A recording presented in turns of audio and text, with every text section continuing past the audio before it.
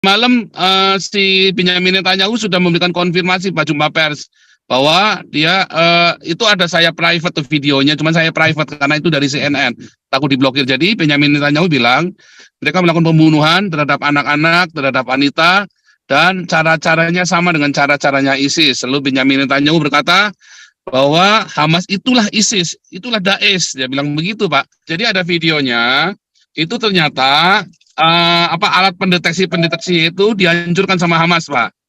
Radarnya itu semua berbagai itu semua dihancurkan sehingga Israel tidak bisa memberikan peringatan dini kepada warganya.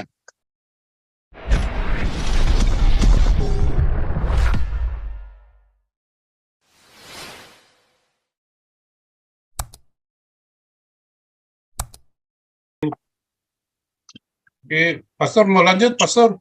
Nah, lanjutkan dulu aja. Oke, ini tadi Pak Bahari kelihatannya mau masuk ini. Sikala, Pak Bahari, silakan Pak. Pak Bahari. Pak Bahari, silakan Pak. Ya, salam. Salam, Pak salam, Bahari. Pak Bahari. Saya mau sedikit tambahkan bahwa Hamas itu sebetulnya memang seperti yang Pak Santi Amer katakan, itu anak cucu dari Ikhwanul Muslimin yang berakar di Mesir. Oke. Pada tahun 28 mendeklarasikan.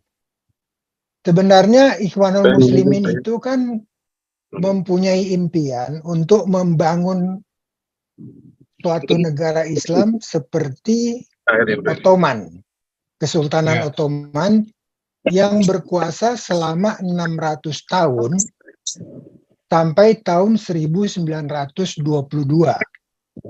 Kemudian pada 1924 Kemal Pasha itu membangun Turki.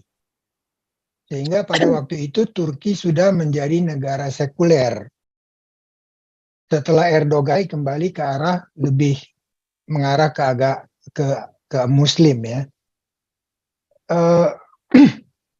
Tapi yang menjadi persoalan sekarang adalah ternyata ada hoax yang besar, yaitu adanya berita yang sangat meluas di dunia bahwa ada pembantaian anak-anak bayi yang membuat seluruh dunia itu marah benar.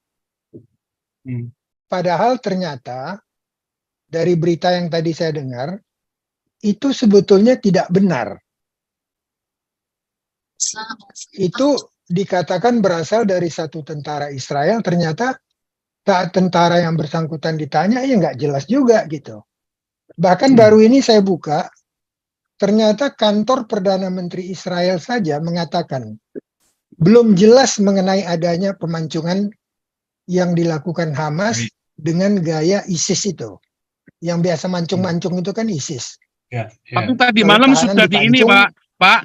Tadi malam si Benyamin Netanyahu sudah memberikan konfirmasi Pak jumpa pers bahwa dia itu ada saya private tuh videonya, cuman saya private karena itu dari CNN, takut diblokir. Jadi Benyamin Netanyahu bilang mereka melakukan pembunuhan terhadap anak-anak, terhadap wanita, dan cara-caranya sama dengan cara-caranya ISIS. Lalu Benyamin Netanyahu berkata bahwa Hamas itulah ISIS, itulah Daesh, dia bilang begitu Pak. Jadi sudah ada pernyataan resmi dari Benyamin Netanyahu-nya, Pak. Jadi itu yang aneh, Pak. Dari Enggak, yang Pak tadi dapat sumber itu bisa saja dia mendapat sumber yang lain, karena kan ada berbagai macam sumber. Ada banyak sekali sumber dan dia kan tidak ada di lokasi, Pak. Terus sekarang persoalannya gini, Pak. Dari satu pengamat militer Amerika yang bekas inspektor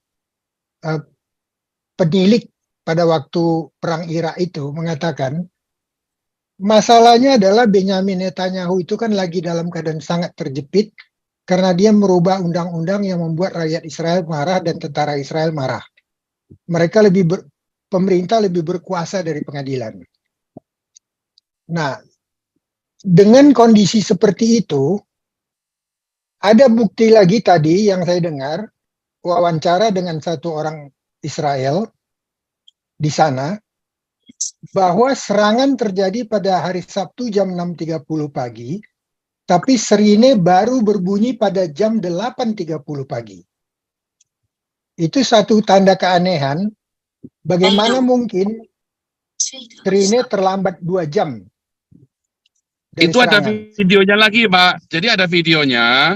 Itu ternyata alat pendeteksi itu dihancurkan sama Hamas, Pak. Radarnya itu semua berbagai itu semua dihancurkan sehingga Israel tidak bisa memberikan peringatan dini kepada warganya.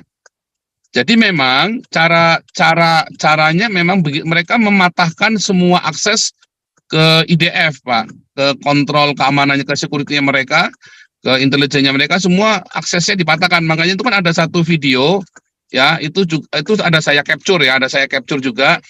Besok saya tampilkan, ya. Itu semua dibom semua, dipatahkan semua itu. Tujuannya adalah memang supaya itu pengamannya itu, Pak, itu kan yang bisa mendeteksi kalau ada bahaya, kalau ada itu sengaja memang supaya dilumpuhkan, Pak, sama si Hamas ini, Pak.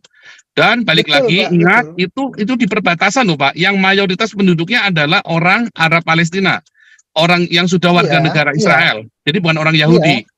iya. Jadi begini, itu udah saya duga bahwa teknologi Iran itu mereka pakai untuk membungkam radar. Ya, Nah, itu tetapi teknologi satelit, sederhana, Pak, itu cuma dibomin aja, Pak, dirusak aja, Pak. Jadi kayak Pak kalau pergi ke jalan-jalan CCTV-nya dipecahin gitu loh, Pak. Sama seperti itu aja. Jadi itu ya, sederhana banget. Dirusak tapi begitu, Pak. satelit Israel itu kan tiap 10 menit mengambil gambar, Pak. Ya, tetapi kan ada ini ya, Pak. Kalau dia dirusak ininya, Pak, receiver-nya itu kan gambar dengan ini kan dia harus klop, Pak. Klop dia maka terus akan jelas gitu, Pak. Jadi bukan capture pasif begitu dari atas nangkepin begitu, Pak. Di bawahnya harus ada ininya lagi, Pak. Enggak, dari Supaya atas dia itu kan fokus, dia Pak. Apa namanya? dari Kalau supaya bisa fokus itu tuh, Pak. Jadi kalau harus objek itu udah ada transmitter ya, Pak? objeknya. Apa? ya artinya Transmitter ya, Pak Paul? itu Macam transmitter begitu, macam gitu. bukan kalau itu kan semacam microwave receiver itu yang kayak Receiver ya semacam kayak itu. Jadi payung, supaya kayak dia bisa payung. nangkap. Kalau Iya, enggak kayak dia buram, payung. Pak. Kalau enggak dia buram, Pak. Satelit itu nangkapnya buram. Iya, kayak payung itu, satelit itu bisa menangkap, tapi yang menerima di bumi itu kan semacam payung itu ya, Oh antena bukan, itu bukan penerima. lagi, itu beda lagi, Pak. Itu adalah untuk kita bisa menerima untuk repeater, untuk relay kan. Nah, ini bukan untuk relay, Pak, tetapi ini adalah receiver, supaya Pak. satelit itu ada jodohnya sehingga dia bisa nangkap daerah itu. Signal itu. Jadi kalau misalnya nih, Pak, kayak di bank itu kan ada tombol keamanannya. Tombol itu dipencet supaya satelit itu bisa ngejar. Nah, ini masalahnya sama Hamas itu semua ininya, semua stasiun kecilnya itu dirusakin semua, dibomin semua sama dia, diledakkan pakai granat, pakai ini, Pak, pakai kayak dibikin konslet gitu loh, Pak. Itu ada ini ya, Pak, di ini, Pak. Aktivitas itu mereka, wah ini sekali, Pak. Oh, pantesan. Mereka naik motor masuk, ya di sweeping semua ininya, Pak, semua radar yang buat ininya pemantau radar itu dirusak semua sama dia. Itu kecil sekali, Pak, cuma 1 meter kali 1 meter atau 1 meter kali 2 meter itu besar kawatnya itu yang buat memantul, yang buat ini, Pak, kayak pendeteksi gitulah. Itu ada, Pak, kemarin saya dapat kiriman dari teman itu, Pak. Saya capture juga. Sekarang ini yang berkembang itu adalah tanda tanya, apakah karena Netanyahu terjepit, dia malah nekat mengambil langkah ini supaya dunia internasional memihak dia, dan terbukti yang tadinya rakyat itu besar sekali yang menentang dia, gara-gara serangan ini popularitas dia loncat naik, Pak. Nah, ini sama seperti kalau kita berkaca kembali kepada kasus 911. Saya ingat betul pada waktu Bush kedua naik, itu di seluruh majalah-majalah, di Times, di Fortune, di mana-mana dia itu diejek, Pak. Sebagai presiden Amerika terbodoh yang pernah ada. Karena dia pada masa mudanya itu kan alkoholik. Suka foya-foya. Akhirnya jadi presiden Amerika. Sehingga saya pernah baca tulisan seorang wanita, kalau anak saya juara 1 di sekolah, maka saya akan jadikan dia seorang researcher. Kalau anak saya juara 2 di sekolah, saya akan suruh dia masuk universitas untuk menjadi profesional, dokter, insinyur, dan sebagainya. Kalau dia juara 3, maka saya akan suruh dia kerja di kantor. Tapi kalau dia juara 4 ke bawah, maka saya akan kirim dia untuk jadi presiden Amerika. Sampai keluar kata-kata seperti itu. Dan Ya, pada itu bisa, waktu Pak. meledaknya Twin Tower, Ketemu ke sana saya juga ini. ngomong ke istri saya, manusia yang paling bahagia hari ini adalah George Bush Jr. Istri saya mengatakan, kamu sudah gila. Saya bilang, ini kejadian membuat Bush akan mendapat nama dan nasionalisme Amerika akan terbangunkan. Dan terbukti 1 jam kemudian rame-rame orang Amerika sudah naikkan bendera di berbagai negara bagian. Dan akhirnya dia menjadi menjadi pembasmi teror, bahkan sistemnya you are with us or against us. Kalau nggak bersama kami berarti Anda musuh kami. Popularitasnya naik begitu kuat gara-gara kejadian 911, dan sekarang kita kan sudah dengar 911 itu sebetulnya apa yang terjadi. Nah, sekarang yang jadi pertanyaan orang, bukankah Netanyahu memanfaatkan keadaan seperti Bush, zaman Bush itu? Itu masih jadi pertanyaan, di mana mengakibatkan dunia tidak lagi membedakan antara Palestina dengan Hamas. Sedangkan Hamas itu kan seperti menjajah Palestina. Pimpinannya Haniyeh sejak tahun 2017 tinggal di Qatar, di gedung mewah. Uang-uang yang dikirim ke Palestina dipakai oleh Hamas untuk membangun apartemen-apartemen kelompok dia. Semua bangunan mewah yang ada di Gaza Strip, kalau sudah nampak apartemen yang mewah, itu pasti kelompok Hamas. Sedangkan Palestina itu tinggal di gubuk-gubuk. Jadi orang Palestina itu sendiri diperes oleh Hamas. Nah, Hamas ini memang alirannya sangat keras, radikal, sehingga dia disebut teroris gitu. Tapi akibat banyaknya informasi yang simpang siur ini, yang menunjukkan kebiadaban, dunia juga sudah nggak membedakan lagi antara Palestina dengan Hamas. Bahkan yang anehnya, Van der Leyen, presiden dari Uni Eropa, tidak menegur Israel mematikan air dan listrik di Gaza, di Gaza. Sedangkan pada waktu Rusia mematikan listrik di Ukraina, dia mengatakan itu tindakan kejahatan perang. Nah, jadi dengan tidak dibedakannya lagi antara Palestina dan Hamas, itu sungguh mengkhawatirkan banyak pihak bahwa jangan sampai tindakan Israel itu terlalu kasar sehingga terjadi semacam genosida, mengakibatkan seluruh dunia Arab akan bangkit. Nah, itu yang kita harapkan Israel juga bisa mengontrol diri ya. Jangan sampai keterlaluan gitu. Karena hanya 30.000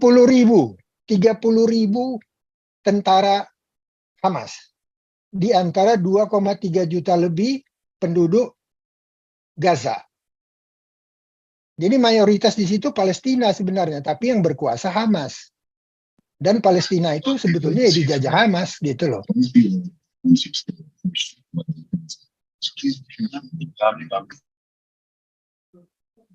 Itu saja Pak Sentiamer. Ya, Tapi gini ya, nanti siapa pastor ini? Kalau saya begini ya, apakah serendah itu karakter daripada Benyamin Netanyahu? Ini pertanyaan juga, debatable lah. Apakah serendah itu ya? Kita nggak tahu lah. Jadi kalau misalnya serendah itu dia mengorbankan ini demi popularitas, kemudian timbul persepsi di luar bahwa Hamas itu identik dengan Palestina, toh Benyamin Netanyahu bilang kita berperang dengan Hamas bukan dengan Palestina gitu. Oke, semua saya pikir itu masih debatable. Kita saling melengkapi informasi nanti. Untuk kalau saya sih, perjuangan kita di Indonesia ini adalah jangan sampai hoax, ya hoax itu yang begitu kentara itu bulat-bulat ditelan di Indonesia kemudian merugikan Indonesia. Karena aktor intelektual ormas di Indonesia ini adalah MUI sama PKS. Iya, Harus kita itu waspadai gitu. betul, itu betul. Nah, Artinya jadi orang Hmm. Indonesia harus bisa membedakan mana Hamas, Iya. mana Palestina. Iya, betul. Mm-mm. Saya tambahkan